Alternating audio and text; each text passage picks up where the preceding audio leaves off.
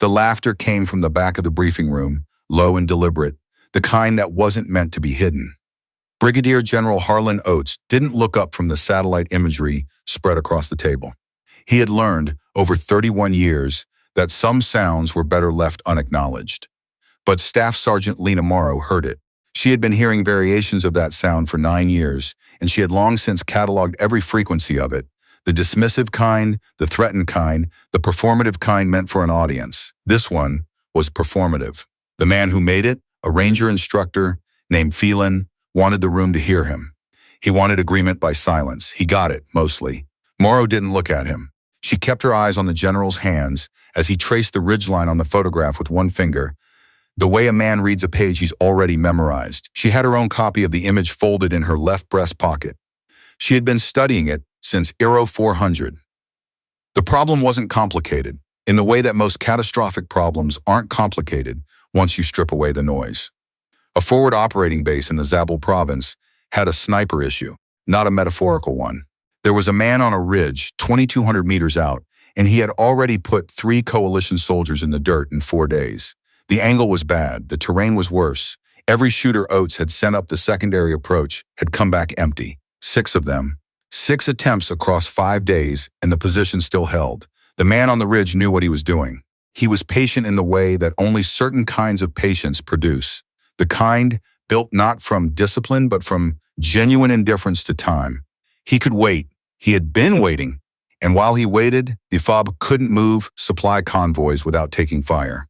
Oates had called this meeting because he was running out of conventional options, and he was smart enough to know it. "I have," he said without preamble, "a geometry problem." He looked around the room. 12 people. A mix of Ranger Battalion, Special Forces Detachment, and one intelligence analyst who looked like he hadn't slept since the previous administration. Morrow was the only woman in the room.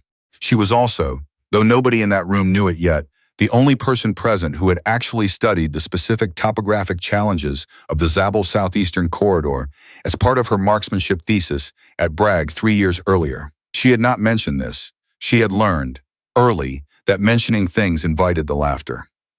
"The northern approach is zeroed," Oates continued. "The southern approach is mined, at least partially. We're not certain of the extent. The eastern face is too exposed. We lose our shooter before he gets to position. That leaves the western draw." He set his palm flat on the photograph. "And the western draw gives us a shot at approximately 2,200 meters, with a 23-degree upward angle, in terrain that generates its own wind patterns that don't match anything regional."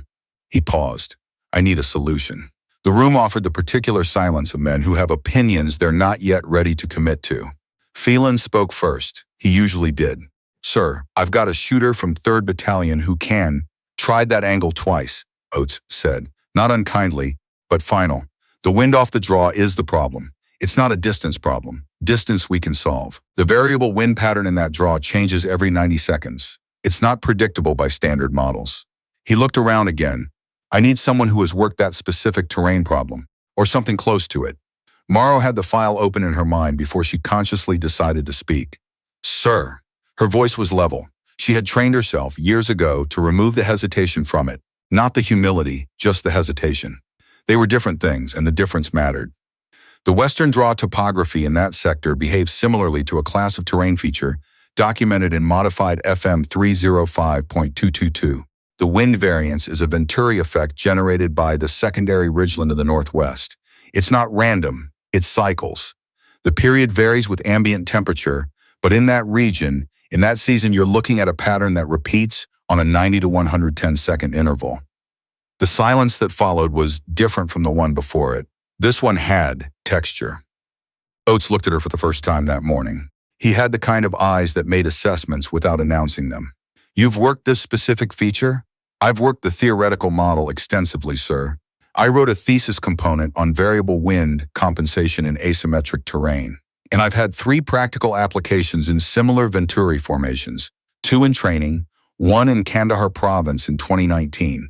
She could feel Phelan looking at her from 2 seats down. She didn't look back. "What's your shot record at extended range?" Oates asked. "Confirmed hits at 1,800 meters in field conditions. Controlled environment, 2,200. She paused one beat. "I've run the calculations on this specific position. If the cycle behaves as modeled, there's a 4 to 7 second window every rotation where the draw is effectively calm. The shot is viable. From somewhere to her left, she heard someone, not feeling someone else, exhale through his nose in a way that was not quite a laugh and was not quite not one either. Oates heard it too. He didn't acknowledge it. What he did instead was pick up the satellite photograph and hold it out across the table in Morrow's direction. "Walk me through your calculation," he said. She had been 9 years old when her father taught her to shoot. Not because he believed daughters should learn to shoot.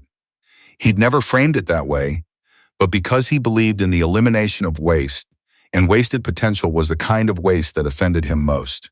He had watched Lena track a crow across a half-mile of open field with her eyes alone, never losing it, never blinking at the wrong moment, and he had gone inside and come back with the .22 and said simply, "Let's see." She hit on the third shot.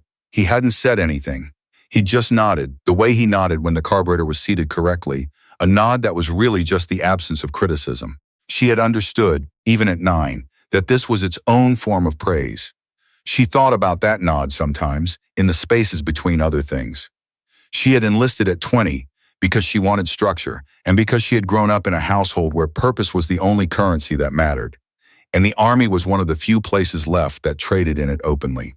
She had been good at a lot of things: land navigation, tactical planning, the kind of spatial reasoning that instructors tested you on and then quietly noted in margins. But the thing she was best at, the thing she had been best at since she was 9 years old, in a field watching a crow, was patience. Not everyone understood that marksmanship was primarily a patience problem. Most people, when they thought about shooting, thought about the mechanics, the trigger pull, the breath, the sight alignment. Those things mattered, but they were the floor, not the ceiling. The ceiling was built entirely out of the ability to wait for the right second and then to recognize it when it arrived, and then to act within it without hesitation and without excitement. Excitement was the enemy. Excitement was what turned a 5-second window into a missed shot, and a missed shot into a man who kept breathing when he shouldn't. Morrow had no problem with patience. She had, if anything, an excess of it. Her first sergeant in her second posting had called it unsettling. Her squad called it useful when they needed it and odd when they didn't. She had learned to treat it like most useful things, quietly, without explanation. They gave her 48 hours of preparation time and a 2-person support team, a spotter named Erickson, who had a reputation for being difficult, and a logistics sergeant named Chua, who didn't talk much and didn't need to. She also got 3 hours with the intelligence analyst, who turned out to be less useless than he looked. His name was Bartlett, and he had wind data going back 6 weeks from a sensor array on the ridgeline that nobody had thought to ask him about until she did. The data confirmed the model. The Venturi cycle was real. The interval in current temperature conditions was averaging 94 seconds. The calm window was averaging 5.8 seconds at its longest. 5.8 seconds was enough. Erickson looked at the data over her shoulder. He had been quiet since she'd been assigned to the task, the pointed quiet of a man who had decided to reserve judgment without quite managing to conceal the fact that judgment existed. He had 8 years as a Ranger qualified spotter and the posture of someone who had been told he was exceptional for long enough that he'd stopped verifying it. "You're planning to time the cycle live," he said. It was half statement, half doubt. "Yes. And if the interval shifts in the field, then I adjust." She turned one page of Bartlett's printout. The underlying physics don't change. The temperature might shift the interval by plus or minus 8 seconds. That's still a manageable window. He looked at her for a moment. "You've done this before. Not at this distance. Not with this specific cycle pattern. But I've done the analogous problem." Another moment. "All right," he said, which was not the same as "I believe you," but was at least the same as "I'll watch." The infiltration route took 11 hours. They moved at night, across terrain that was more accurately described as organized hostility, loose shale, intermittent creek beds, elevation changes that stole breath without announcing themselves. Chua moved like a man who had made peace with discomfort, which Morrow respected. Erickson moved well too, whatever else he was. Bad terrain was an equalizer, and she had found over the years that you learned more about a person's actual competence in bad terrain than in any briefing room. They were in position by 0317. The western draw was below and ahead of them, a natural channel cut by water that hadn't been there for decades, its walls now just compressed memory. The wind that moved through it was faint at that hour, barely present, and Morrow lay in the dark and listened to it and began, without hurrying, to learn its rhythm. Erickson sets up the spotting scope. Chua took the rear security position without being asked. The three of them existed in the dark like separate instruments that hadn't yet begun to play. She had the rifle, a Mk-21 PSR, that she had worked with enough to know its small habits, the particular way its cold bore shot pulled 3/4 of a minute high, the trigger's short reset that rewarded patience and punished anticipation. She had put 200 rounds through it in the 2 days prior, in the limited time available, enough to confirm it was true and to internalize what trueness felt like in her hands. The waiting was not difficult for her. It never had been. She lay in the position she had chosen and breathed and thought about very little. She had found over years that emptiness was a skill. Not the emptiness of absence, but the emptiness of readiness, a state in which the mind holds space for what's coming instead of filling itself with what has been or might be. Most people couldn't achieve it under pressure. She could. Erickson counted the cycles quietly from the spotting scope, calling wind readings in a monotone that gradually, over the first hour, shed something of its skepticism. The numbers were bearing out. 92, 97, 91, 95. The target, when he appeared in the pre-dawn gray at 0511, was doing what patient men do in the half-light, before morning activity picks up. He was adjusting his position. He was not, in that moment, thinking about the draw to his west. He was thinking, probably, about the tea that someone would bring him at first light, or the cold that comes in the lowest hour, or nothing at all in the particular way that professionals sometimes achieve. Morrow settled. The reticle found the distance. She had calculated the come-ups. She had the elevation dialed. She had the windage set to 0, because the wind would be hers to manage in the moment of the window, not the scope's. 93 seconds last cycle, Erickson said, barely above a breath. Approaching transition. She was already there. She could feel the draw below them begin its shift, the subtle pressure change that preceded the calm, a kind of atmospheric intake of breath. She had felt it 4 times now in the last 2 hours, and she knew its texture. The wind dropped. Her finger was already moving, not from decision, but from readiness, which is a different kind of movement entirely. No thought, no calculation. Those were done. This was only the body doing what the mind had already finished. The shot broke. The sound of it moved through the draw and returned to them changed, flattened by the terrain. And then there was silence of the very particular kind that follows something that cannot be undone. Erickson had the scope. His silence lasted 4 seconds. Then, hit. He said nothing else for a moment. Then he said it again, as if confirming it to himself. Hit.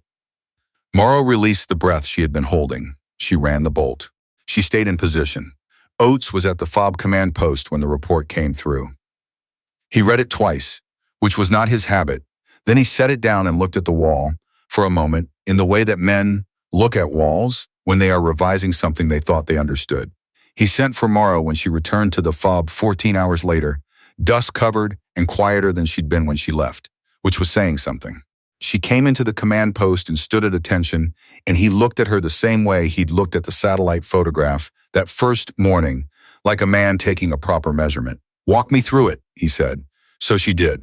Without flourish, without performance. She laid out the cycle timing, the window identification, the elevation and wind data, the shot itself, the conditions at the moment of the break. She spoke in the flat declarative language of someone reporting facts, which is what they were. When she finished, Oates was quiet for a moment. Erickson's report says the window was 5.2 seconds, he said, that the wind dropped and you fired before he finished calling the transition. Yes, sir. He says you were already in the trigger when the calm hit. I felt the pressure shift in the draw. I had timed enough cycles to know where we were. Another silence, the kind that Morrow had learned over years to let stand without filling. Sergeant Morrow, Oates said finally, that was a hell of a shot. She didn't smile, not because she wasn't satisfied, but because satisfaction for her was an interior thing. It didn't require an audience. It never had. Thank you, sir, she said. He nodded. The same kind of nod her father had given her once, in a field a long time ago, the absence of criticism, which was its own complete thing. Fallon was in the common area when she passed through. He was speaking to 2 men from the ranger detachment, and he stopped when he saw her, a small stop barely visible, the kind the body makes when the mind needs a second to catch up. He didn't say anything. She didn't look at him for long, just long enough for the moment to exist and be acknowledged and then be finished. She was not, she had decided a long time ago, in the business of requiring anything from people who had already told her exactly who they were. The laughter in that briefing room had told her. She had filed it, the way she filed most information. Not as a wound, but as data. Useful for knowing the terrain. Not useful for much else. She kept walking. In the days that followed, Oates put her name in for a recommendation. Erickson, to his credit, put in a separate statement that described the shot with the kind of specificity that only comes from someone who was actually there and has stopped being surprised long enough to be accurate. Bartlett sent her a message that said only the model held, which was the most meaningful thing anyone said to her that week. She went back to her unit 3 weeks later. Most of the people there didn't know what she'd done in Zabul, and she didn't tell them. It wasn't modesty exactly. It was more that the shot already existed, unchangeably, in the specific second of its occurrence, and that was where it lived, not in the telling. She had learned something else, in those 11 hours of moving through bad terrain, and the long dark wait before the window, and the 5.2 seconds themselves. She had learned that she had always known this about herself, the readiness, the stillness, the capacity to act without excitement in the moment that mattered. She had known it since she was 9 years old, watching a crow cross a field in the long afternoon light. The world had taken a while to catch up. She wasn't in any particular hurry for it to finish.